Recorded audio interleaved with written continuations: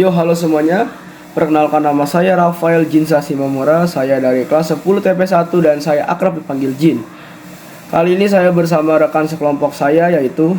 Halo semua, perkenalkan nama aku Imanda Mega Putri Bariah dari kelas 10 TP1, nama panggilan aku Manda.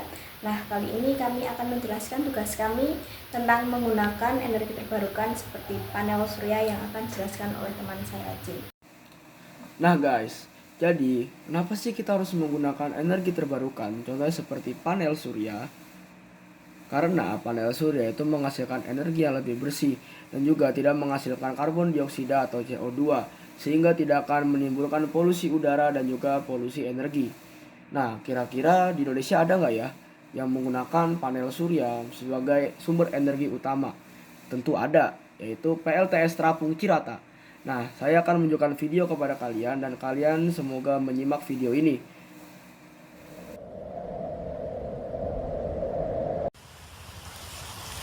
Oke guys, balik lagi sama gue Jeremy Owen dan sekarang gue lagi ada di pembangkit listrik tenaga surya terapung terbesar di Asia Tenggara dan yang ketiga terbesar di dunia, yaitu ada di Indonesia, di Cirata, Jawa Barat.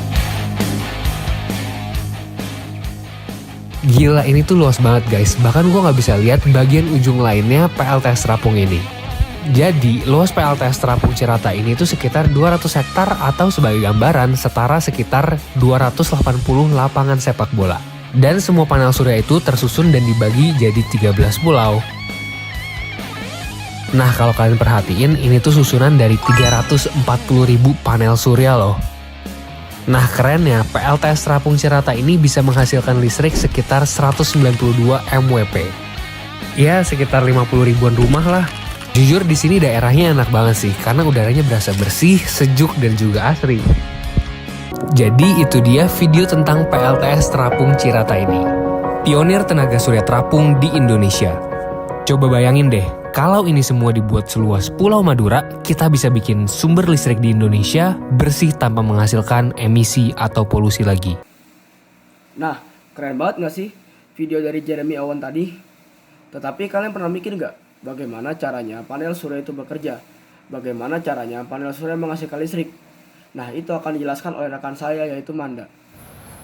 Nah, teman-teman, singkatnya cara kerja panel surya yaitu cahaya matahari yang menghasilkan foton akan mengenai panel surya, lalu foton akan diserap oleh material semikonduktor yang terdapat pada panel surya. Reaksi elektron yang dihasilkan akan mengalir pada material dan menghasilkan arus listrik. Kenapa panel surya tuh bisa ngubah cahaya matahari jadi listrik? Padahal cahaya sama listrik tuh dua hal berbeda kan? Kok bisa gitu? Nah, jadi sebenarnya listrik yang dihasilin tuh bukan dari cahaya matahari langsung, bukan juga dari panas matahari, tapi dari proses pergerakan banyak partikel kecil di dalam panel surya. Partikel ini namanya elektron. Waktu panel surya kena cahaya, ini bikin elektron-elektronnya terus gerak, dan gerakan mereka tuh ngebuat arus listrik yang bisa disimpan. Berarti kita bisa dapetin infinity energi kalau kita nyalain lampu di atas panel surya dari listrik panel surya. Sayangnya ya nggak bisa, karena energi yang dihasilin tuh nggak sebanding sama yang dikeluarin. Makanya ini masih perlu cahaya matahari buat ngejalanin prosesnya. Kalau bisa infinity ya pastinya penemu alat ini bakal... Nah, jadi begitu teman-teman penjelasan singkat bagaimana cara panel surya bekerja dan bagaimana panel surya bisa menghasilkan listrik. Lalu untuk penjelasan lainnya akan dijelaskan oleh teman saya. Nah, gimana guys? Udah paham belum tentang cara kerja dari panel surya? Semoga paham lah ya. Nah, sekarang aku akan menjelaskan lebih dalam manfaat dari menggunakan panel surya. Nah, jadi guys, seperti pada informasi di awal, saya mengatakan bahwa panel surya itu tidak menghasilkan karbon dioksida atau CO2. Tetapi panel surya itu menghasilkan sebuah energi bersih, sehingga tidak menyumbang polusi udara dan juga polusi energi.